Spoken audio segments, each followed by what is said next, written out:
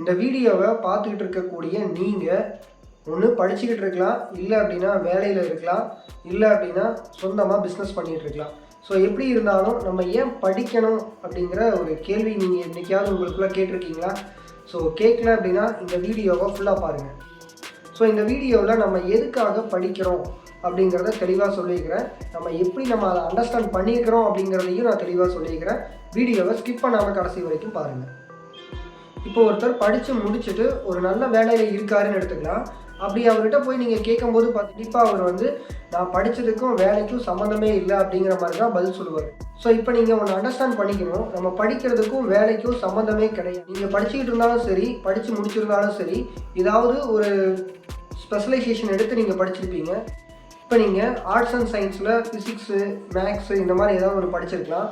அதே மாதிரி இன்ஜினியரிங்காக இருந்தால் கூட நீங்கள் கம்ப்யூட்டர் சயின்ஸு, மெக்கானிக்கல், இசிஇ இந்த மாதிரி ஏதாவது ஒன்று படிச்சிருக்கலாம். ஆனால் நீங்கள் படித்த அந்த கான்செப்ட் அப்படிங்கிறது டெய்லியும் நம்ம அன்றாட வாழ்க்கையில் யூஸ் பண்ணிகிட்டு இருக்கிறோமா அப்படின்னு கேட்டிங்கன்னா எல்லாத்தையுமே யூஸ் பண்ண மாட்டோம். பார்த்தீங்கன்னா இப்போ ஒரு இன்ஸ்ட்ருமெண்ட் இருக்குது, இன்ஸ்ட்ருமெண்ட் மேனுஃபேக்சரிங் பண்ணக்கூடிய கம்பெனியில் ஒரு பர்டிகுலர் இன்ஸ்ட்ருமெண்ட்டை மட்டும்தான் நம்ம ரிப்பீட்டடாக யூஸ் பண்ணிகிட்டு இருக்கோம். ஸோ அதுக்கான பேசிக் நமக்கு தெரிஞ்சிருந்தாலே நம்ம இந்த வேலைக்கு வந்துக்கலாம் அப்படின்ட்டு உங்களுக்கு தோணியிருக்கும்.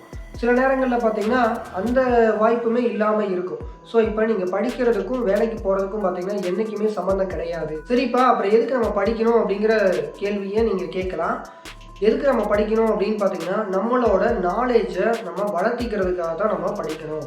ஸோ இப்போ உங்களுக்கு ஃபைனல் இயரில் ஒரு ப்ராஜெக்ட் அப்படிங்கிற ஒரு பேப்பர் வந்திருக்கும். படிச்சுட்டு இருக்கிறவங்களா இருந்தால் ப்ராஜெக்ட் அப்படிங்கிற பேப்பர் இனிமேல் கூட வரலாம்.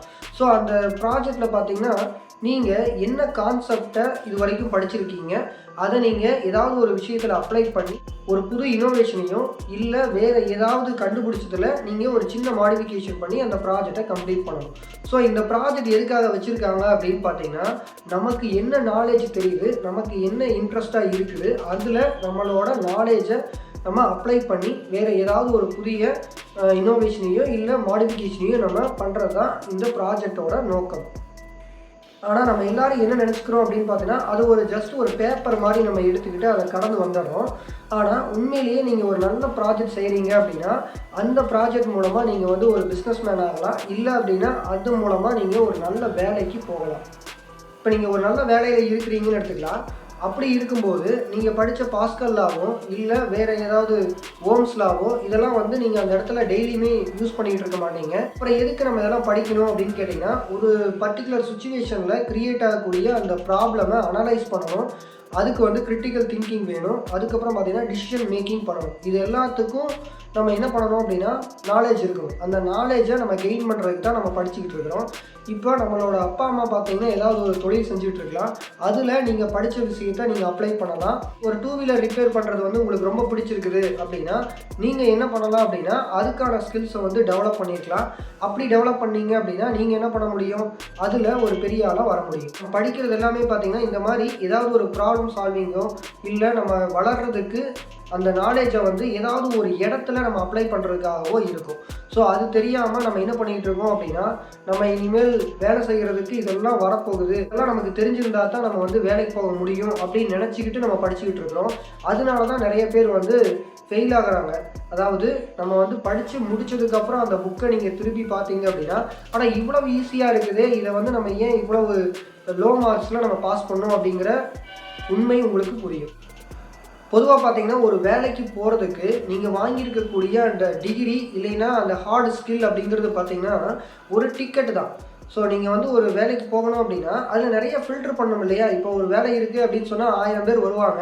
அந்த 1000 பேர்த்தில் இந்த குவாலிஃபிகேஷன் மட்டும்தான் வரணும் அப்படின்னு சொன்னால் அந்த இடத்துலையே ஃபில்டர் ஆகிடுவாங்க.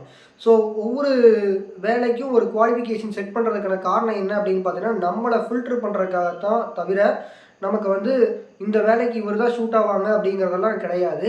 ஸோ அந்த ஃபில்ட்ரேஷன் நம்ம தாண்டி வரணும் அப்படின்னா நமக்கு நிறைய நாலேஜ் தெரிஞ்சிருக்கணும். ஸோ அந்த ஸ்கில்ஸை நம்ம வளர்த்திக்கிட்டோம் அப்படின்னா நம்ம எங்கேயா இருந்தாலும் சக்ஸஸ் பண்ண முடியும். ஸோ இந்த வீடியோவில் எதுக்காக நம்ம படிக்கணும் அப்படிங்கிற விஷயத்தை நான் சொல்லியிருக்கிறேன். ஸோ இந்த வீடியோ உங்களுக்கு ரொம்ப யூஸ்ஃபுல்லாக இருந்துச்சுன்னா உங்கள் ஃப்ரெண்ட்ஸ்க்கும் ஷேர் பண்ணுங்கள். நம்ம யூடியூப் சேனலுக்கு நீங்கள் சப்போர்ட் பண்ணணும்னு நினச்சிங்க அப்படின்னா சப்ஸ்கிரைப் பண்ணிவிட்டு பெல் ஐக்கானை கிளிக் பண்ணி வச்சுக்கோங்க. அப்போ தான் நான் போடுற அடுத்தடுத்த வீடியோ உங்களுக்கு நோட்டிஃபிகேஷனாக கிடைக்கும். அடுத்த வீடியோவில் பார்க்கலாம். பாய்.